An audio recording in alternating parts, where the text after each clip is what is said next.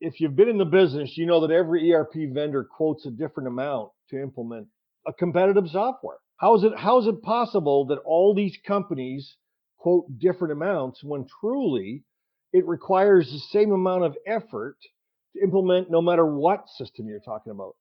Not only that, implementing the software or training someone on the software is just the tip of the iceberg. The real difficulty, the real challenges are. Growing a business requires a holistic approach that extends beyond sales and marketing. This approach needs alignment among people, processes, and technologies. So if you're a business owner, operations, or finance leader looking to learn growth strategies from your peers and competitors, you're tuned into the right podcast. Welcome to the WBS Podcast, where scalable growth using business systems is our number one priority. Now, here is your host, Sam Gupta. Hey everyone, welcome back to another episode of the WBS Podcast. I'm Sam Gupta, your host and principal consultant at digital transformation consulting firm Elevate IQ. First-time ERP buyers and salespeople without any implementation experience consider implementations as plug and play. But while you might be using someone else's product, you first need to understand the product at a deeper level, and this learning might take the same amount of time as creating your ERP from scratch. So although off-the-shelf products reduce the implementation risks, they still require substantial time to go through the necessary phases of software development to avoid issues in the life system. In today's episode, we invited a panel of cross-functional experts for a live interview on LinkedIn who brings significant expertise to discuss how to manage the digital budget. We covered many grounds in this episode, including the difference between budget risks for custom development and ERP projects. We also discussed the secret sauce for making digital projects successful and strategies to mitigate risks with vendors. Finally, we discussed how to vet the vendors that are being realistic with their estimates from the ones that may be low-balling to get a foot in the door. With that, let's get to the conversation. Hello everyone, welcome to today's show. And today we have a very exciting topic that is going to drive a lot of discussion just because of the nature of the topic. And today we are going to be talking about managing digital budgets for any of the digital transformation initiatives or the ERP initiatives. Now, we will start with the intros. Chris, would you like to introduce yourself? Sure. Thanks, Sam. Good afternoon, everybody. I'm Chris Garridini. I'm the president and owner of Turnkey Technologies. Turnkey is a 27-plus year Microsoft Dynamics ERP implementation partner. So we're very versed in budgets and quotes and estimates and change control. So look forward to the conversation. Okay, Chris, and you were super pumped for this conversation because you have a fresh story that we can discuss, and I'm going to be so excited to dig into that. Thank you so much for being here. Tom, would you like to introduce yourself next, if you don't mind? Sure, don't mind at all, Sam. Glad to be here, and hi to the rest of the crew on the panel. My name's Tom Rodden. I am the CIO of Varian Medical Systems. That's a radiation therapy company treating cancer. And we have been doing a lot of transformational projects over the past few years. PLM, Project Lifecycle Management, MES, manufacturing shop floor, HR, going on to Workday, sales and service, re-engineering the whole end-to-end business processes there. So a lot of ERP and satellite systems around the ERP where we've been doing transformation for some time. Happy to talk about it with you today and the budgets related to all of that. Okay, amazing. And you have been doing this for a very long time, Tom. I assume that you are going to be open to share your formula for success I don't know if you have figured out how to make the digital transformation project successful. Obviously, they are very tricky to manage. Yes, formulas for success and lessons learned from failure. Right. Exactly. That is going to be so exciting. All right. So, Andy, would you like to introduce yourself next? Hi, my name is Andy Pratico. I'm with an Infor reseller and implementer in Vancouver, Canada called Essential Software. I've been working with manufacturing companies for about 40 years, ERP solutions, and I've worked all over North America. And I've got a fairly good insight regarding budgets, regarding purchasing and implementing these types of systems. Yeah, and we have had a lot of conversations overall, Andy, that budget is going to be subject to also selection process and the kind of tool you are selecting. These things are interconnected, in my opinion. So I think it's going to be super exciting to dig into that. Thank you so much for being here. Tim, would you like to introduce yourself next? Sure. Thanks for having me on, Sam, and hi to everyone else here on the panel. Tim Harrison. I've got close to 20 years of experience in engineering, specifically more on the automation side, as well as sales of industrial automated equipment and software. So, yeah, looking to bring some colorful commentary for you, Sam. Okay, amazing. And it's going to be super exciting to dig into your background as well, because you have seen a lot, Tim. So thank you so much for being here. Okay, Ashish, joining for the first time. Would you like to introduce yourself next? Sure, I will. Hey, guys, good afternoon. My name is Ashish Parlegar. I'm a senior director with Constellation Brand. Although I'm in transition now, I'll be announcing my new company soon. But I bring 20 plus years of consulting experience in Deloitte and IBM. So I've seen a lot of different clients go through different stages of ERP implementation. And, it looks like we're going to have a good conversation today. Yeah, it's going to be super exciting to dig into your background as well, because the nature of industries that you have worked in, they have their own nuances in going over budget. So it's going to be so exciting to dig into those stories. Thank you so much for being here, Ashish.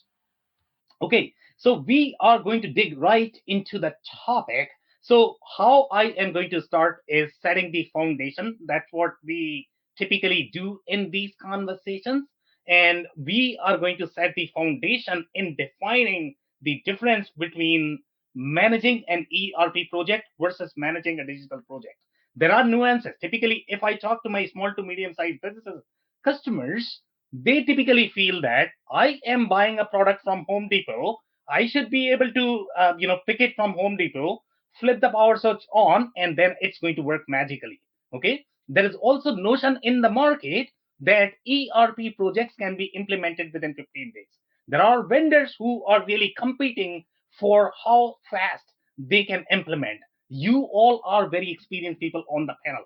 You understand the software development process, as well as even if you are buying a product that is going to have the flavor and the element of the software development that requires your testing, your user training, all of the things that you need to make sure that the team is going to be comfortable before the project goes live. So what I want you guys to touch on is the real difference between a traditional digital project versus the ERP project, if one is going to require more effort than the other. So I am actually going to start with you, Chris. Chris, do you want to set the tone for the episode? Sure. So again, I write implementation plans all the time for projects, and I think as you make that comment, I think about differences in digital transformation purely or ERP and methodology, meaning agile versus waterfall, even to that degree. I don't know if that's the right segue here, but I think it can determine a different type of progression into those types of projects. I don't know if that's the angle that you want. I had a little internet blip there while you guys were talking, but am I on the right track for you there, Sam, in terms of that perspective? Well, so when you look at the amount of effort required to deliver any project, it doesn't matter which method you are choosing to implement. The effort is an effort. Sure, people can argue that agile is going to, reduce your risk. I get it. But the amount of effort that is required, let's say, to make sure that your ERP is going to be configured right. It's going to be tested. The users are going to be. I would agree. I could. So as we get back into that, right? After you complete that detailed analysis, there's a design process that organizations go through. There's a development process, and then there's an operation process. And I think if you think about the different aspects of the methodology and what happens in each of these phases, it prepares them for success. But in the end, the amount of scope that we're defining on the front of the project is going to shrink or grow these different phases of ERP implementation. But again, analysis, design, development, operation, those are the key large 4 phases that we see in our methodology. But again, a big part of those as we go through phases is conference room pilots, and you think about what happens the first time they see the software. Scope change. So as we talk about budget, where we start, where we end up, even after analysis phase, we could see a lot of movement there because of the due diligence that starts occurring in these phases that's not normally in the pre-sales part of the project. Does that make sense? It does. It does. Thank you so much for that insight. So now I am actually going to move to Tom. And Tom, you have done a lot of custom development projects. And one of the comment that I always get from my customers is, I am buying a ERP product. You are not necessarily coding. You are simply implementing somebody else's product. So why do you require so much time? Right? So this is always a very hard argument to convince our customers. Now, let's say if I ask you, you have done both. You have done custom development, you have done ERP. Both of these projects are going to have its own nuances. I don't know which one is going to require more effort, less effort. What are your thoughts in the custom development project versus the ERP project in terms of efforts? Oh, first, I have chiefly implemented packages. The degree of custom projects has been relatively limited, but that's in large part, because I think it is easier, generally speaking, if you're doing something that is fairly large in scope, as Chris was talking about scope there. The idea of developing that from scratch yourself is not only daunting, but I think very dangerous. There are companies out there that have invested many, many years in understanding the integrations between the financial ledger and all the transactions and the various types of sales orders that can be processed, and questions about recognition of revenue and timing, how to process service orders, how to do maintenance orders on your manufacturing equipment, et cetera, and how all of these things connect back to each other and to the general ledger and ultimately your financials. So I tend to think that unless you have some tremendous reason why you need to do it yourself, that you think this is going to deliver some tremendous competitive advantage because you'll have it so customized and so fine-tuned to your needs, or it's a relatively small scope, simple thing that there's nothing really on the market that's either applicable or affordable. I tend to steer people away as a consultant, in my time as a consultant, and certainly in my time as the CIO at Varian, steer people away from the custom code as much as possible. Once you decide that a package is probably the right way to go, if you decide that, I mean, there's still a lot of challenges in controlling scope, in controlling complexity, in controlling timeline. And there are a lot of decisions you have the power to make, but you'll need the power to enforce those decisions as well. If you choose to have a relatively narrow scope creep is always a huge challenge. And having a process to escalate and resolve those scope creep issues is critical, to do it relatively quickly and with some good rationale, and you don't lose the support of all your stakeholders in the process of managing your scope. But the complexity and the timeline are things that I think are sometimes forgotten, a little bit at least, when people are talking about the challenge of managing the digital budget and managing the scope. That's critical, of course, but the complexity, how many interfaces to other systems are you going to develop? To what degree are you going to implement the package vanilla, as people sometimes say, or are you going to introduce all kinds of enhancements and custom code within the package? How many complex reports and dashboards and other types of reporting are you going to ask for at the point of go live or in the lifespan of this project or program? So those are all aspects to me of complexity that you again have some ability to manage, and therefore manage and contain or control your digital budget. And I'd say the last thing to me that has been more important than most of my colleagues at Varian tend to think about is timeline. And Chris used the term methodology, and it's not exactly methodology what I'm referring to here, but there are ways to go live. For example, just one aspect, ways to go live. You're going to go big bang. Are you going to do some kind of functional rollout? Are you going to do some kind of geographical rollout? And how you do that affects a lot of things. How long the whole thing takes, for one, and if you have consultants, how long they're on the job and being paid. It also affects the complexity of your cutover. You had one system up and running, and now you are going to have two systems because you chose not to go big bang. You thought, I'll avoid that risk. I'll do it in stages. And now I've got to run the old system for certain geographies or for certain functions alongside the new system. And they need to ultimately probably add up from at least the financial ledger point of view, as if it were a single system for reporting purposes, right? So you introduce those complexities when you try to reduce the risk of the rollout, just as an example here. So I think scope, complexity, timeline, or method of managing the program, those are all critical factors that you can influence or manage and manage that digital budget. Yeah, some great points. And I am actually going to have some clarifying questions. But before that, I want to touch on some of the points that were super critical. One of the things that a lot of people don't consider is going to be the type of sales order and the type of document. I think that's super critical. And that is not even part of the ERP selection RFP checklist at times. And that typically bothers me because I have been part of many large implementations, and the whole implementation failed just because of one invoice. Can you believe this? Just because of one customer, because that was just complete outlier. I mean, the invoice was so thick that it used to choke the entire system.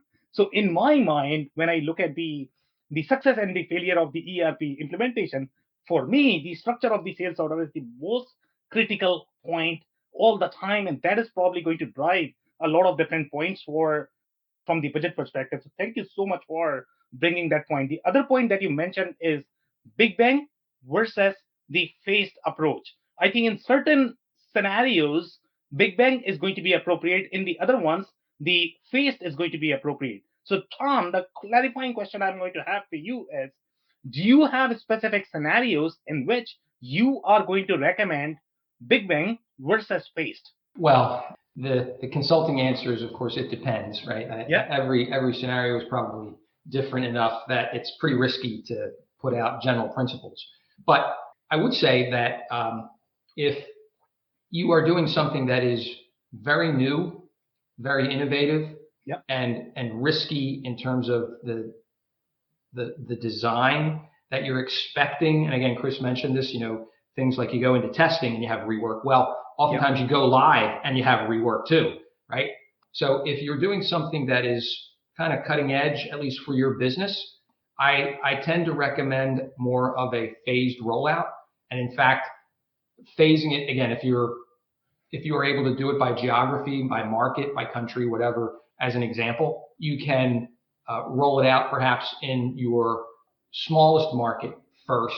That's something that Varian did. We actually did some of our rollouts, for example, in Australia and Southeast Asia, where our presence wasn't as strong, our customers weren't as many, and the complexity for the ordering process wasn't as great as in the U.S., for example, or in Europe, where customers were far more demanding on terms and conditions, and the orders were more complex as a result. And so we started in a lower risk area where we could adapt the solution without upsetting the local customer base and our employees too much if we needed to, and then take that to the more challenging regions when we thought it was really solid. So that's one example. If you're doing something that's fairly straightforward, and you think you're pretty confident, you've had tremendous success during the testing phase, perhaps that could be more appropriate for Big Bang. Again, there are a lot of different reasons. Those are just a couple of thoughts. Okay, Chris, you had a comment. Please Yeah, go ahead. typically when we're scoping new projects, the nature of how interconnected they are can dictate whether it has to all be changed out at one time. Because if we have a group of components that are fully integrated, typically you think they're together. Sometimes people say, oh, I want to do fixed assets, but it sits out here in a standalone system. Guess what that means? It's optional in phase one. So that's a rationalization. And again, if you do part of this connected piece, you have to build intermediate integrations, right? So that people, they used to do this, now we lost functionality. Most people don't want to lose functionality even in a phased rollout. And again, in the enterprise concept, Tom, you're right. Rollout is a typical strategy. You don't try to bring 30 locations up at once normally. But anyway, just a few more comments. Yeah, and Sam, I just wanted to add that Yeah. if you are rolling out in big bang, there's value in if it's like a central finance or something which you need to you do a big bang at one shot. But if you distribute it, it's more expensive keeping resources around, and the risk is low, right? I mean, the risk is low, and it is not very. I mean, it's expensive if you do it in phases. That's when you typically think about doing a big bang, but phased approach is more popular than the big bang is what I've seen in the market because everybody wants to mitigate the risk, right? I mean, if they want to do a controlled release, see how the solution plans out, and then you expand. And many times, if it's a US based company, North American, you want to do the pilot first and then bring to the other regions where the cost drivers are low, right? I mean, the profitability is low on the other, so you don't want to do big bang at that point of time, but you do a phased rollout. So I'm just kind of contrasting to, where I've rarely seen big bangs nowadays. I mean, we always seen because the scope of the digital transformations are so large and the complexity and the risk is so high that everybody wants to take a very calculated and things change dynamically, right? So that gives you that opportunity to improvise if you do it in a phased approach, right? So Yeah, so great discussion, guys. And we want to continue on this, but Ashish, since you already spoke, and I want to make sure that you are able to touch on the initial point, digital versus the ERP, which is going to be buy versus build argument as well, but which is more difficult, which is less difficult. If people don't know why ERP implementations are as difficult as your custom development projects, just because it's going to require similar amount of effort in configuration, in implementation, and training. Sometimes people have trouble understanding that. So, in your experience, let's say if you were to evaluate two projects, one is going to be slightly more custom, and the second is going to be ERP. Which one, you would put your money on? I think Tom is putting more on the ERP side of things, which is probably wise in my experience. What is your experience? Sure. And since I was a consultant, I'll say it depends because where you're coming from, right? I mean, if your business is software build, right? If a high tech software build company, it makes more sense to build it because you're gonna have more versions of it. It's your revenue driver, right? And you want to have a differentiator, and you want to make sure that it's unique and it's not easily copied, right? But if you're not in that business, but you are, IT is a driver, but your core business is, in industry, then unless there's a compelling reason to build it from scratch, right? I mean, why would you have that cost of ownership? That's a first, and then also it is expensive to build it versus buy, and all your processes are not core. If your core processes had to be customized, I would go with a hybrid with a COTS, right? Commercially off the shelf product, which meets 50 to 60% of your need. And then from there onwards, you customize it and tune it, bespoke it the way you need it so that your business can be run, right? I mean, that could be a more logical step to do. And you're balancing it and putting the onus on the vendor also to upgrade the software, bring in more industry insights into it. And because you're not an IT shop, you're not going to own you.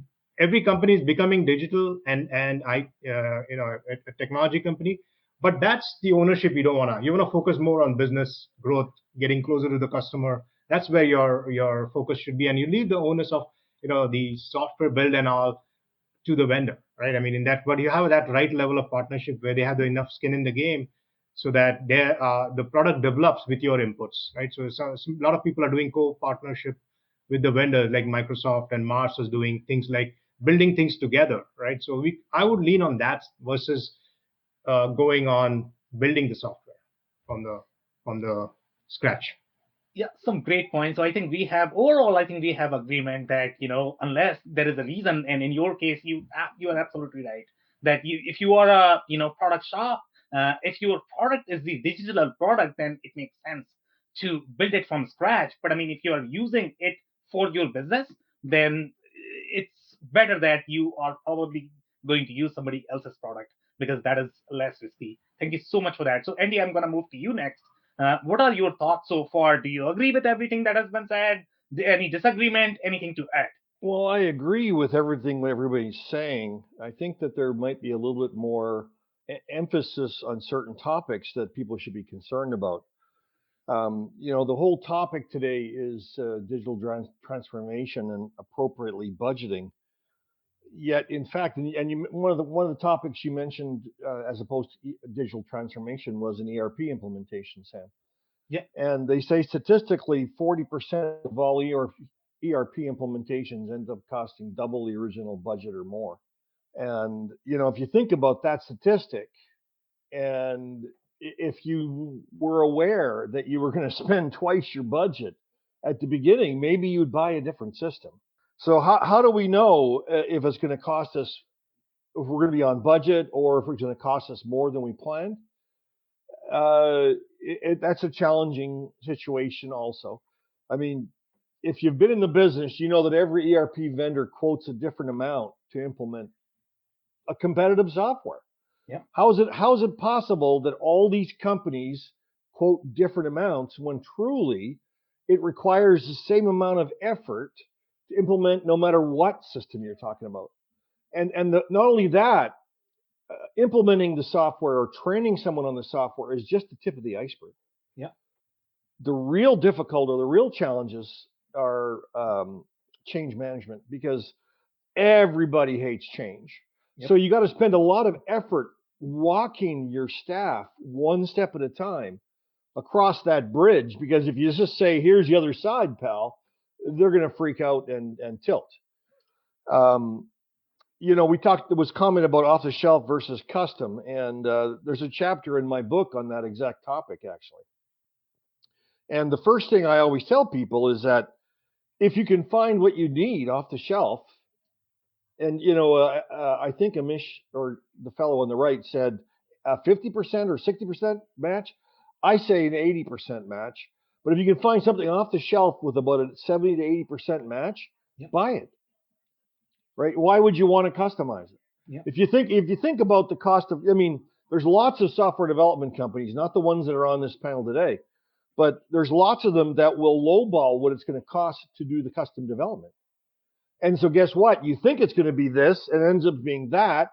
And of course, once they've got the hook in and they keep on upselling you without a scope functionality, it goes on forever. And the fact is, the custom development company, no disrespect, but the custom development company is only going to write their interpretation of what the client told them they wanted it to do. And guess what? The client is never in as much detail to have a complete system defined initially, and then again, you're out of scope and you end up spending more, because I thought it was going to have a left-handed monkey wrench and you only put a right-handed one in there. Yeah, some great points, Andy. So Tim, I actually am going to move to you next. What are your thoughts so far? Do you agree with everything? Do you disagree? What do you think? Well, one thought came to mind, talking about buy versus build.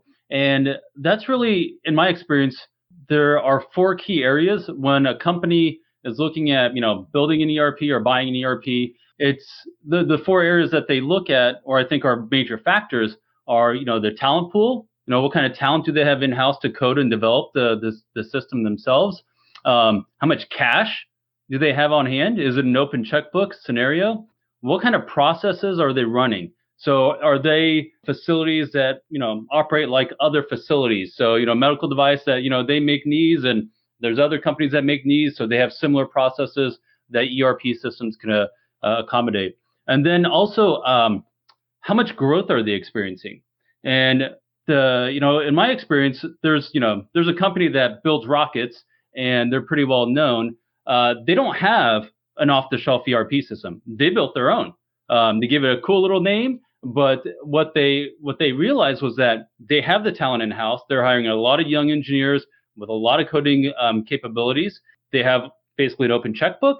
Their processes are so unique and so proprietary that, to bring in an ERP system it wouldn't be worth it. And then they're also experiencing so much growth. And what I've learned from them is that they'll bring in some software and they'll pay a fortune, to bring this software in to understand how it works, and then they'll build it out themselves. And this in the short term might seem like, oh wow, they're spending a lot of money on this, but really that's how they're getting the wisdom from all these other companies and other software packages, as by getting it, playing with it, and then incorporating it into their own system that they now have full control over. And so, yeah, that's, in my experience, it's, really those 4 key variables determine, whether or not somebody's going to buy something off the shelf or not. So if you don't have talent, you don't have a lot of cash, you have very similar processes, and you have almost no growth, well, you can get something right off the shelf to accommodate your needs. Okay, amazing insights there, and I agree with all the points that you mentioned, Tim. So thank you so much for that. Now I am going to move to Chris, and Chris, you know me. I am actually trying to act the business owner here, and I am always looking for formula. And your goal is going to be to play a consultant, and your answer always is going to be it depends. So now I am again looking for a formula here in terms of creating some sort of estimate. Let's say if I am working with a vendor and I am working with, let's say, 3 or 4 different vendors. One vendor says that, I can implement ERP in 15 days. The second vendor says that, I will take 4 months. Okay. The next vendor says that, I will take 6 months, because that is probably slightly more realistic. Since you are implementing this for the first time or going through the digital transformation journey for the first time, you need to figure out who is being realistic, who is providing the real estimates, so that you don't end up being in that 5x situations. So one of the approach that most business owners are going to take, I'll go with the cheapest. Okay, even if it is going to be 5x, I mean, this guy is probably quoting for 15 days. Even if it is going to be 5x, it is probably going to be lower than my 6 months guy. So in your case, let's say if I were to ask you, okay, what is the formula to create the implementation plan and to figure out the budget for an ERP implementation? How would you approach this? Sure. I mean, and I've got a pretty complex estimating model that I use. And, the 15-day one, it's okay, what's included? And I think it's all back to the devil's in the details. We talk about scope. I start by rationalizing what's the scope of the project that helps define the analysis phase. And at the end of that phase, do we find gaps, right? We don't build everything, we build gaps, but first we argue, do we need those gaps, right? Oh, I really need this. Is that a would be nice or it's a needed? But again, as you go through that scope helps rationalize the budget, but then you have certain amount of effort for all that scope to do workshops, right? To do conference room pilots. And so there's a factor, there's a matrix there, and it's scope and its entities, right? Or its location. So there are a couple dimensions there that help extend that, but that's a formula-based estimating. And I think one of the comments about time is people's natural ability to absorb the subject matter. 15 days, that's like I can empty a dump truck on your driveway, but you got a little shovel, Sam, and you're working for months, even though dumped it in 5 seconds. So the vendor can unload knowledge quickly. The assimilation within the human population just takes time. So there is a factor there. So the 15 days, like I said, can people set everything aside, 100% focus and learn in that period of time? I said that's where the skepticism comes in. The other way you validate these different proposals, you got to talk to their customers. You got to find out, did it work? And so you've got to go do your due diligence, And again, I'm not going to say that it's not take the 15-day approach. Do you buy 5 of those versus the big bang? Again, I think it really depends on, am I a self-service where I want to try and do a lot of that, or I really want the valet service? And there are going to be different grades of implementation. I'm going to say that right now. You are going to have the small, medium, and large. And for the self-service companies who want to do a lot of it, okay, does it take them longer? Do they really measure the real cost of the implementation, meaning internal costs, staff resources? A lot of times they're focused only on the hard costs. There's a lot of other costs that need to be added up. And I think Manish said that longer time is a factor. So again, scope, details, locations, entities, there's a multiplier, but then we go back to the human absorption. How much time can they allocate? And that's going to deliver some of that timeline. And it is what it is, right? And time on a project is consultants times a rate, and it's your staff's rate. So again, there's a lot of factors in formulating that. But like I said, if somebody gives you the 15-day budget and says, go ask, did it work? I think you'll get an answer. Some people, it may work. It really depends on the business and their staff. So don't forget that the company's internal resources are going to define how big that budget needs to be. Yeah, so Andy is probably going to have a lot of comments there about talking to the customers, because you are probably going to get the references of the happy customers. In some cases, the implementation may have gone well, and maybe in 15 days, because the customer was super informed, they actually did all the work upfront, and that could be the reason why it would have gone in 15 days. But that is not the average, and that should not be the indicator for the success for any ERP implementation. You're absolutely right that the skill set of the team is going to be super critical. What skill set they have, how many ERP implementations they have done in the past, to find out how knowledgeable the team is going to be, what is going to be their training time. And by the way, everybody's shovel is going to be different when they are trying to unload that truck.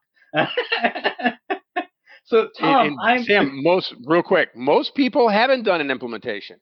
Yep. You come up to the company that's on the same ERP product for 20 years, they've never done one. So again, assumptions about their readiness to do a project, like I said, that's another one of those cost centers. Yep, I completely agree. Okay, so Tom, I am looking for the formula here. So let's say you have vetted a lot of different vendors. You know who is being real, you know who is not being real. And you want to make sure that when you are going to commit to your executive team, your credibility is probably going to be on the spot, right? So you want to make sure that you are not committing for something that is going to be 5x. So what process do you typically use to verify the estimates from the vendors, from your team as well? And you want to have slightly more realistic estimate. I mean, plus minus 20% is, in my opinion, I think that's a win if you can pull that off. But yeah, 2x, 3x, 5x is definitely not a win. Agreed. So I, again, like others on the panel, I agree with what some of my fellow panelists are saying. A few things maybe I could add. One is that it is becoming a best practice, I suppose I could say at Varian, to actually do assessment projects prior to doing the full-blown project. And defining the scope of the assessment project itself can be a little tricky and challenging, but you can run a project and learn a lot about the products, software, hardware that you're interested in implementing, and get a better read on what is realistic. And so we have, in many cases, a month or two where we might fund a relatively inexpensive assessment project that is in large part to get to a decent definition of scope, get to a decent understanding of the tools, software or hardware, or whatever it is, and even to start to develop what we think is a timeline that might make sense. This would precede the RFP or the invitation to vendors. This would actually be an input, for example, to a document that we could provide to vendors for them to compete and bid on the work. So that's something that we've begun to do, as opposed to saying there's just an assessment phase to the project and it's just part of the whole big project and you kind of go in half blind. You have a high level idea of what you want, but only in the assessment or the design phase are you actually going to understand what it is you really want and need. And then, you're up to your neck in the program. Your budget's been set. Everything's been agreed. You've sold it internally, and it's twice as complex as you thought. Or the solutions don't have all the functionality off the shelf that you thought, or that you were told. And now you're learning that you're going to have to do a whole lot more custom work to make them dance the way you need them to. So I think that's a good thing if you can do it. And I concur with some of the statements that were made about project plans. I really require the partners, vendors, or my own team to develop a pretty detailed project plan that will enable us week by week over the course of a program to really get a sense of, are we on track? The level of granularity, there's a point of diminishing returns, of course, but if you can get it to a fairly detailed level, you can start to actually really understand week to week what's going to get done and or should get done, and how realistic that is. In many cases, somebody says, well, we'll do a testing phase in 2 months.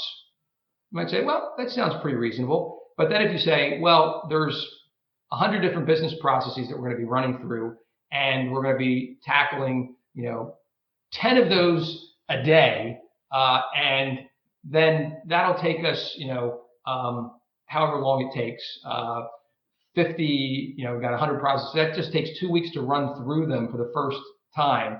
And I'm going to do how many cycles, and I'm going to expect how much rework, and how big a team do I have to marshal to actually do this, and so on. And you start to say, gee, 2 months doesn't sound terribly realistic for the scope that we're talking about. But it's only when you start to drill down to a level of granularity where you're saying, what's going to happen day by day, week by week, that I can start to say, that doesn't make sense. I mean, it doesn't sound feasible.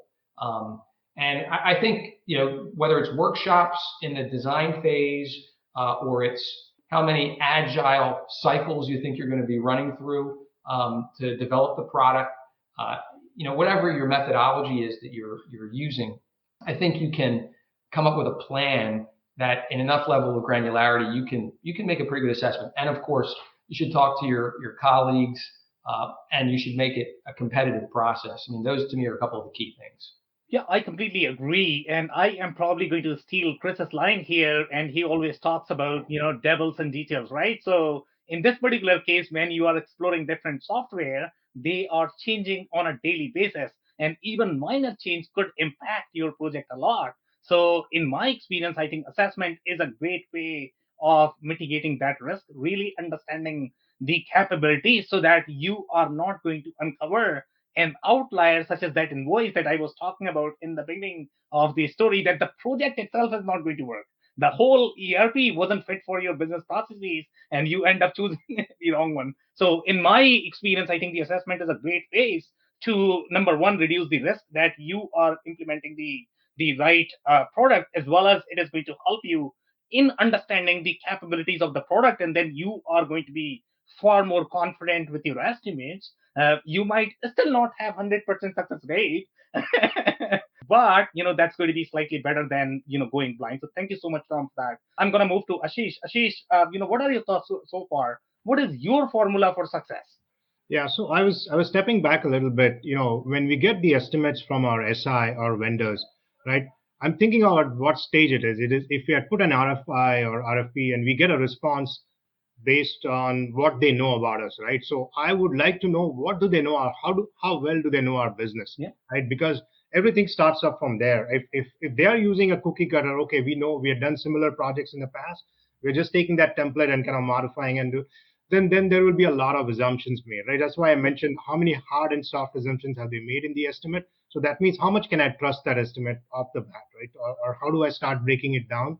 So I would start up from there, right? And then the estimate that comes out, I think it will be the explore phase, which I think Tom, you started getting into. That's where basically where we start evaluating how much of these assumptions hold or don't hold, right? So what kind of adjustments will be done to the estimate after we come out of the explore phase, where all the user stories have been flushed out, right? I mean, and we have decided what is MVP and what is non-negotiable for the business. So that's our tenet of where we will move forward for the project plan, estimation, and all that. So that's where I will be very curious and challenge the vendors as to where how much the estimates will vary. We understand that they have a cookie cutter estimation model by resources and all. I think we have bought into that because we are selecting certain SI based on, we are okay with the cost structure, how they're going to charge us, but how much our project will cost has to be, we will have a skin in the game too. We will play a big role because we will own it for the next 18 months or whatever, next 3 years of a rollout, we'll have to own it. So our year-to-year planning will be also dependent on that. So that's why I'm saying that preparation phase before the explore is very important to establish that relationship with the vendor also, that, hey, we will hold you accountable, right? And we want to know what your scope and assumptions are, what is in scope, what is not in scope, and how much do they know about us, right? And also I'm sure most of the vendors provide a RACI chart, right, where we understand who is responsible, accountable, consultant and informed. Based on that, we will know what kind of talent we have to bring from on our end, because they will put a lot of things like, hey, I'm not going to do data conversion. This is your lookout. Quality of data will be managed by you. So all those risks, these are all budget items. They will bring your budget up, right? And so deciding whether what stays in the project, the budget item, or does it go on the portfolio, right? Because across the enterprise and all, have to have a very clear delineation and understanding of that, and then bring the right stakeholders from other business units is what I've seen that helps a lot. And constant communication, identifying your stakeholders, keeping them in the loop, so they may be not directly involved with your ERP, but like for example, there is an whole OIM IM project going on in identity management, which impacts the entire organization. Yep. Right? They're doing a mobile initiative which will impact our project. So that cross project or cross program dependencies have to be completely flushed out and brought up so that they can be an item we can chase. And if anything happens in that, we start adjusting our budget, and the budget doesn't take the hit. It could be at a portfolio level, right? So that constant swizzling is needed, is what I have seen in my experience. And the more earlier you communicate, it's better, because this bad news does not get better, right, as it gets stale. So our weekly checkpoints at the program level or the project level, we bring up these items, and the right stakeholder is informed, right, and brought accountable to, right? And then action taken likewise. Sorry, I went on a rant, but that's where I was going with.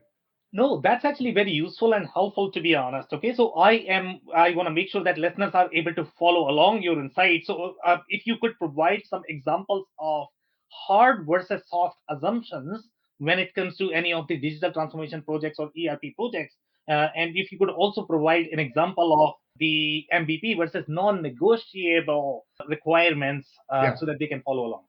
Yeah, because those will align with your business objectives, right? With your mission that has been set for the entire program, right? That's where we will say, these are my MVPs, these are my non-negotiables. I cannot go back. If my older system already had these functionalities, the newer system cannot take those away. I've been in situations where the new system was great, fancy, but it took away something which was already there, right? So that's the user experience is getting completely altered, right? We don't want to be in those situations. So when we look at the solution and we get into the details, like Andy was saying, we got to make sure those are checked, and that there is a milestone and a deliverable associated with it, and who owns it and when they will deliver it, right? So that, I think that's the most important phase before we get into the explore and workshop, because the workshops and all you get so much hung up in those 8 hours, 5 hours, 6 hours workshops. These details get off, right? The rail. It becomes a checkbox and all that. So before we enter that, and before we sign the contract, I think it's very important to be on the same page with our vendors and their side. So then we are speaking the same language. Okay, amazing insights. I want to move next to Andy. Andy, what is the formula that you have seen working in keeping the budget in check, in your experience? Well, there is no formula. The thing about these budgets and plans is that that's all they are, is an estimate, an idea. No one knows how long it's going to take to implement an ERP system or a digital transformation project at your individual company, because every individual learns at a different rate. Every individual learns a different way. Some people learn by watching someone else do it. Other people learn by doing it themselves. Other people learn it by web classes. Everyone's unique, everyone's different, and no one knows how long it's going to take or what it's really going to cost to implement at your specific site. Now, you can get estimates or ideas by speaking to references. Now, Chris mentioned references. The problem is with references is that, as we all know, we've all applied for jobs before. Which ones do you put on your resume? The bad ones? I don't think so. You usually put the best ones. So guess what you're going to learn when you speak to those references? So what I do is I try to teach people how to uncover other references, how to be able to find other companies that are not on that little selected list that you were given by the vendor, and try to uncover the objective opinions. And the thing is that if you do speak to objective references, ask them how much they were bid versus how much it actually cost. And there's your formula. Okay, amazing. Thank you so much for those insights, Andy. Tim, I want to move to you. What has been your experience in terms of formula for success for any of the digital transformation projects? Yeah, so really, I think a lot of it goes into the focus of that SI, the systems integrator that's involved. One of the dirty little secrets is that not every systems integrator can provide the same level of service on all different project sizes. So, in the material handling world, you buy a warehouse, e-commerce, automated system with conveyor and so on. There are different players at the 500,000 to a million to 10 million. And, when you get into the 50, 100 million range, you've got a whole other set of players. And what people don't realize is you're spending $1 million, you're not going to get the A players. Some of the SIs out there, they don't want to touch a project if it's not $10 to $20 million, and you're going to get their B or C team. So I think that's something that people have to realize is that the price of the system, where it's going to kind of ballpark come in at, is going to determine the level of competency from the team that's being put on the project. So, and I think that's what somebody needs to ask is, okay, how many projects of this size do you do a year? If they say this is the first time we've ever done one of these $20 million implementations, but we always do, we're doing $5 million implementations, then that these guys might be going outside their wheelhouse. And then you have to worry about cost overruns because they don't know what they don't know. But if you're running a $5 million project and your vendor is, that's what they do day in, day out, that's their bread and butter, they're going to be able to very accurately predict, yep, this is about what it's going to take, how long it's going to take, and you'll be a lot more successful and be able to stay on budget a lot tighter than if you don't ask those questions. So, yeah, that's my thoughts. Okay, amazing. Chris, you had a comment. Yeah, just a couple of you guys said it. So as Tom mentioned, business processes. So part of the contract, and this is the advice to those people, is you're doing an ERP project, make sure you have the specific business processes in scope in the agreement. And then I would also say that you've got a budget that correlates to implementing those business processes for an entity location. So, but get the language in there that says that we don't have more than a 10% increase in budget for a non-change in scope, which means if we don't add business processes, capped at 10%, put it in the contract. People will do that, and you perform to that. And I think that that's legit. And I use the example when we started where I had a customer that added 80% scope at the end of the analysis phase. Oh my gosh. But they added new scope. Existing scope, budget didn't change. All new scope, new entity, new features. So a lot of customization. So again, the discipline on not doing customizations, that's going to help control budget. But at the end of the day, the advice is make sure contractually you have that level of detail in your contract. The scope correlates to the budget. And then you got some cost containment where we can't run off the road if the scope doesn't change, which now you're holding them accountable, right, Andy, to their estimating technique. And if they're not good at it, you burn them a little bit. But again, it's the efficiency as well.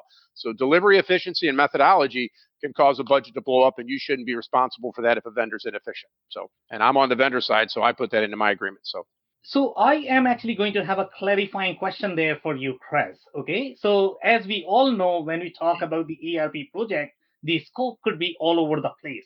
The scope is very hard to determine overall, just because there could be so many different details that you can play along, especially if you have the information parity is how I like to define this. So for example, I am the software expert. I can play with the scope and I can inform a customer that, this is in the scope, this is not in the scope. And later on, I can always say that, that's not what I meant. But it's not really clarified in the scope. So you are saying put a clause for 10%. Now, how does that clause work? Tell me, because see, you are a VAR and you are actually billing per hour. Right. You are actually not going to eat up the cost if the project is going to go, let's say, 2 or 3 or 5 months over. So you are probably going a change in timeline is a change in scope, Sam. So again, to what causes the timeline shift? Because, we need to move the go live. We're too busy. We need to get ready. And just by moving timeline 3 months, you're adding more PM. We may not add any more cost for the implementation. Then again, if they want the consultants to continue to show up every week because they're slow learners, and then we go back to the capacities of the staff, and not everybody learns as fast. But change in timeline is a change in scope. So there's a change order for a 3-month delay. That adds more cost to it. Again, hey, we need that fixed assets module in phase 1, even though it's external, change in scope. So, but the level of detail on the business process is by application function. General ledger, there's certain processes. We know that as part of that pre-discovery process. Hey, you're a multi-entity. Well, we've got consolidations into that business process list. Great. We don't show up after the fact and say, oh, we didn't know you had 3 entities. We know that. And again, that's the challenge is looking at the contracts before you sign, right? And again, there's a due diligence there. So that's how we do it. Okay, amazing. Thank you so much, guys. So that's it for today. We are only going to take the last minute closing advice from everybody. So I'm going to start with you, Chris, if you don't mind. What is your last minute closing advice? It's easy. You've been hearing it. Hold your vendor accountable. Make sure you've got good scope and that you really read it and you agree that that's what we need to go live with the project. Simple. Okay. Amazing. Thank you so much, Chris. Tom, what is your closing advice?